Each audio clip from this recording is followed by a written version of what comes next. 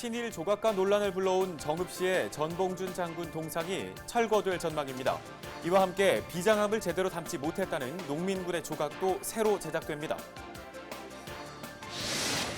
김제에서 음주운전으로 오토바이를 들이받아 사망사고를 낸 20대 A씨가 구속됐습니다.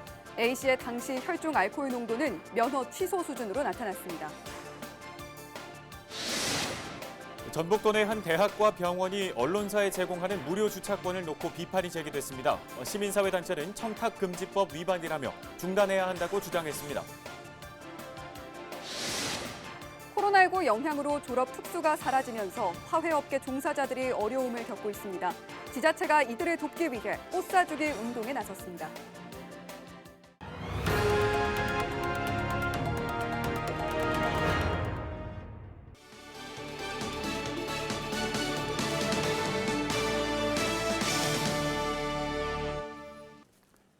시청자 여러분 안녕하십니까? 헬로티비 뉴스입니다. 2월 3일은 24절기 가운데 첫 번째 절기이자 봄의 시작을 알리는 입춘입니다. 음력으로 새해를 맞이하고 처음 찾아오는 절기인 입춘에는 입춘대길, 건양다경이라는 글귀를 적어 대문에 붙이곤 하는데요. 이를 입충문이라고 합니다. 입춘대길, 건양다경. 봄이 시작되니 크게 길하고 경사스러운 일이 많이 생기기를 기원한다는 뜻인데요. 저희 헬로티비 뉴스도 시청자 여러분들의 한 해 안녕을 빌며 이런 내용의 입충문을 스튜디오에 붙여봤습니다. 올 한 해도 우리 지역 중심 채널 헬로티비 뉴스와 함께 생생한 지역 소식 함께 하시기 바랍니다.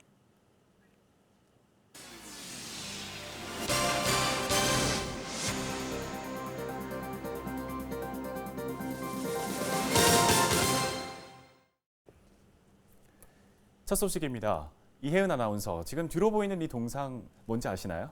높이 들고 있는 손 그리고 묶은 머리를 봤을 때 동학 농민혁명을 이끈 녹도 장군 전봉준 장군이 아닐까 싶습니다. 네, 그렇습니다. 잘 알고 계시네요.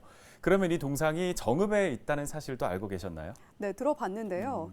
정읍이 동학 농민운동 발상지 가운데 한 곳인 만큼 전봉준 장군의 동상이 있다면 의미가 상당히 클 것 같습니다. 네, 그렇습니다. 그런데 이 동상을 만든 조각가가 친일 행적이 드러나면서 논란이 되어 왔는데요.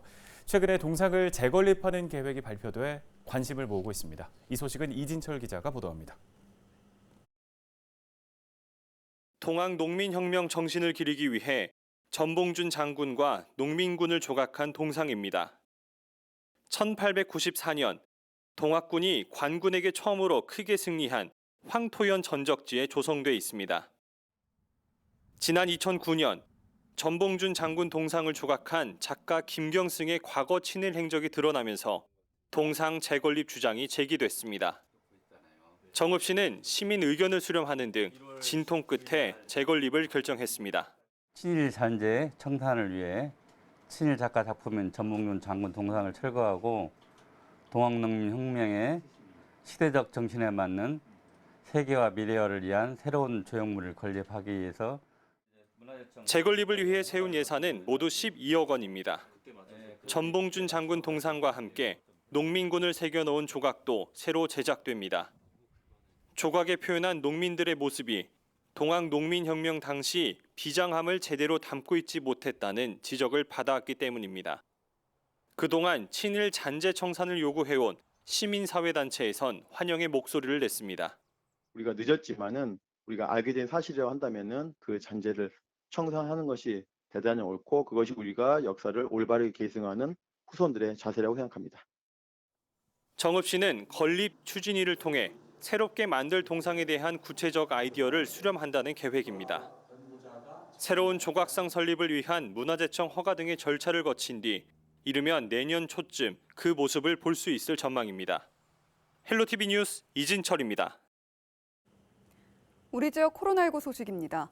전북 지역 코로나19 누적 확진자가 3일 오전 기준 1,055명으로 늘었습니다.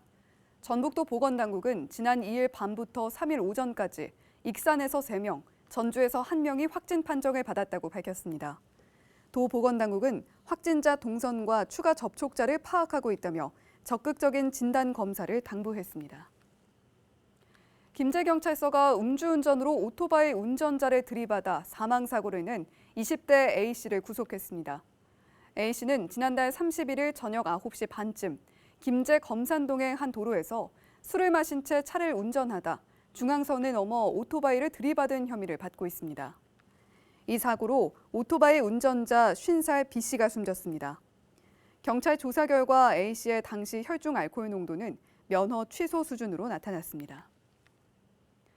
전북대학교와 전북대학교 병원이 언론사에 제공하는 무료 주차권이 김영란법 위반이라는 주장이 제기됐습니다.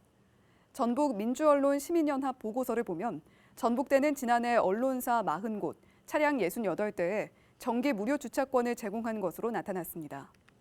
전북대병원은 언론사 56곳, 차량 211대에 무료 주차권을 발급했는데 도내 한 언론사의 경우 차량 23대를 무료로 주차한 것으로 알려졌습니다.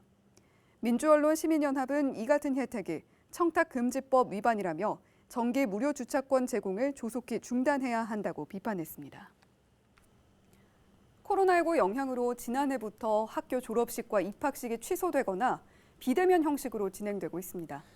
졸업 시즌 특수가 사라진 화훼업계 종사자들을 돕기 위해 꽃 사주기 운동에 나선 자치단체도 생겨나고 있습니다. 김남호 기자가 취재했습니다. 정읍 지역에 위치한 한 꽃 판매점입니다. 꽃을 다듬는 작업이 한창인데 업주의 표정은 그리 밝지는 않습니다. 졸업식이 한창 진행되면서 꽃 판매가 급증하는 시기이지만 코로나19 여파로 비대면 행사로 진행되면서 졸업식 특수도 이제 옛말이 됐습니다. 상반기 매출은 매년 2월 졸업 시즌에 집중되어 있는데 졸업식 비대면 취소가 많이 되고 있고 꽃다발 소비도 전혀 없어요. 이제 꽃 너무 어려운 이런 업계를 위해서 없는 행사도 만들어서 꽃 선물 좀 많이 하셨으면 좋겠어요.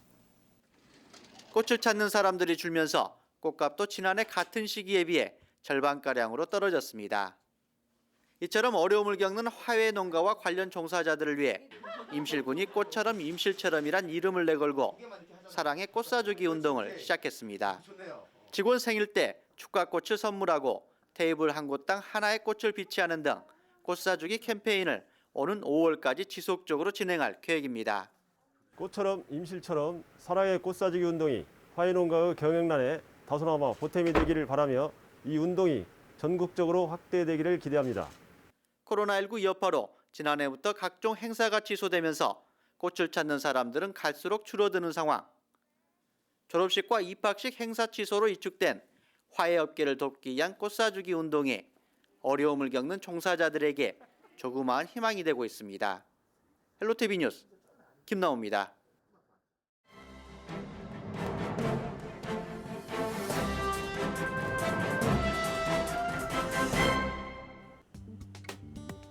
신문브리핑 전북일보 기사입니다.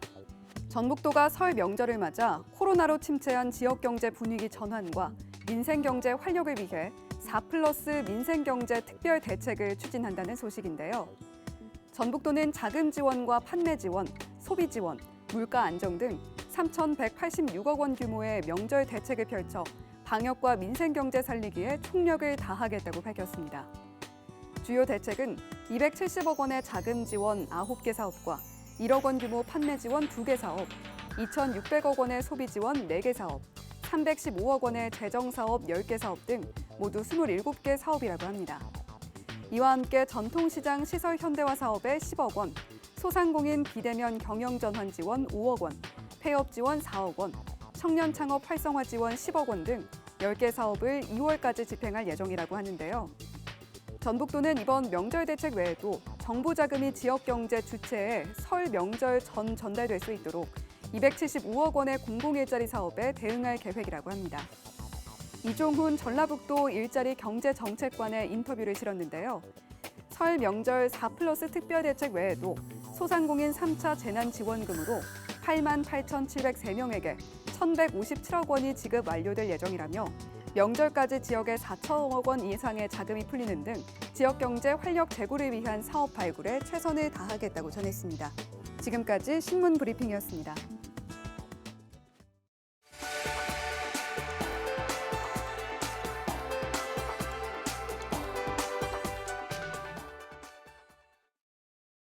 지역 소식 이어갑니다. 미세먼지 저감과 기후변화에 대응하기 위한 도시 숲이 확대 조성됩니다. 전북도는 도심 속 유휴지와 가로변 등에 179억 원을 들여 생활권 숲을 만들 계획입니다. 또 미세먼지 차단과 자녀가 안심할 수 있는 그린숲 조성에도 306억 원을 투입하기로 했습니다. 도내 11개 시군이 실시 설계를 추진했으며 올 봄에 착공에 나설 예정입니다. 전북경찰청은 설을 맞아 전통시장 주변 도로의 주정차를 한시적으로 허용한다고 밝혔습니다. 주정차 허용 기간은 5일부터 14일까지입니다. 이 기간에 전주 모래내 시장과 군산 명산시장, 익산 황등시장 등 전북 지역 17개 주요 전통시장에서 주정차가 허용됩니다. 소방시설 주변과 교차로, 횡단보도 등은 주정차 허용 구역에서 제외됩니다. 남원시는 코로나19 확산 방지를 위해 설 연휴인 오는 11일부터 14일까지 승화원을 임시 폐쇄한다고 밝혔습니다. 이에 따라 이 기간에는 추모공원과 봉안당 등을 이용할 수 없습니다. 이외의 기간에는 시설을 개방하지만 봉안당 안에서 음식물 섭취 금지와 2m 거리 두기 등의 방역 지침을 지켜야 합니다. 남원시 승하원을 찾아주실 추모객들은 연휴 전이나 후에 승하원을 참배해 주시기 바랍니다. 서남권 추모공원이 설 명절 기간 특별 방역 대책을 시행합니다. 봉안당과 자연장은 설 연휴 기간인 11일부터 14일까지 정상 운영되며 화장장은 설 연휴 당일인 12일 문을 닫습니다. 이와 함께 입실 인원은 시설별로 회당 50명으로 제한됩니다. 다음 소식입니다. 설날을 앞두고 정읍농협이 어려운 이웃에게 생활 필수품 꾸러미를 전달했습니다.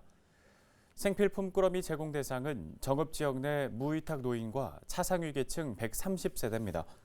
이 꾸러미에는 10만 원 상당의 떡국떡과 밑반찬 등 12가지의 물품이 담겼습니다.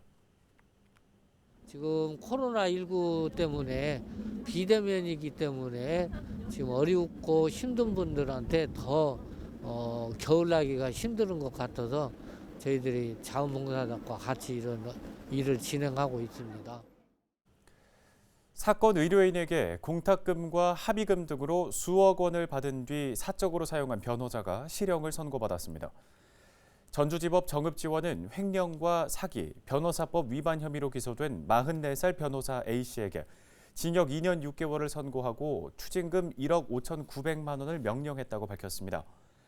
A씨는 지난 2018년 8월부터 1년여 동안 의뢰인 4명으로부터 사건 청탁 로비 자금과 공탁금, 합의금 등의 명목으로 9억 7천여만 원을 받아 가로챈 혐의로 기소됐습니다.